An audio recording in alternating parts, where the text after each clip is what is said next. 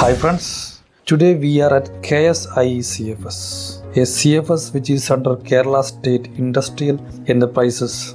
The sole objective of KSIE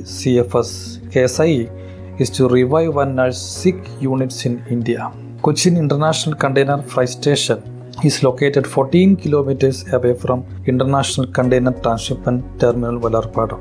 Perhaps you may know that a CFS is a customs notified area located away from the port for stuffing, destuffing operations, customs clearance, and other allied logistics activities such as temporary storage, packaging, labeling, or sampling and testing of cargo.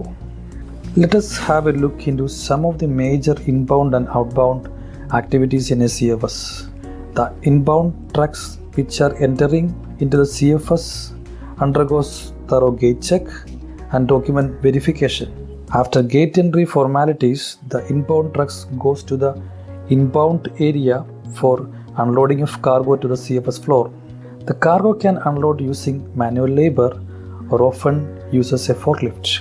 The cargoes which are unloaded on the CFS floor has required physical examination and valuation of cargo before passing the shipping bill and initiating stuffing operations. After successful stuffing and final let export order is given by the preventive officer of customs, the container goes to terminal gate. Now let us look into some of the major equipments used in a CFS. As we have mentioned earlier, a forklift.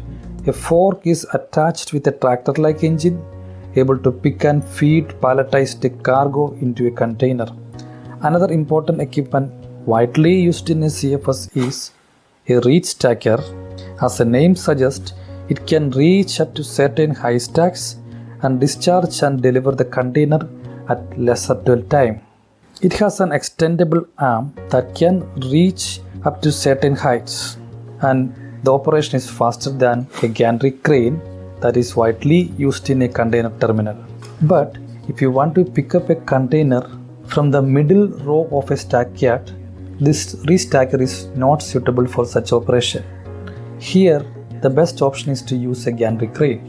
But in CFSs, these gantry cranes are not used because of its enormous size. Now, let us discuss about some of the job opportunities in a CFS, especially for those who complete diploma or PG diploma courses in logistics. Private CFS are booming nowadays and requires a lot of young talents for various managerial roles. To lead a team of tally clerks, cranes operators, dock workers, we need good candidates with leadership skills, communication skills, etc.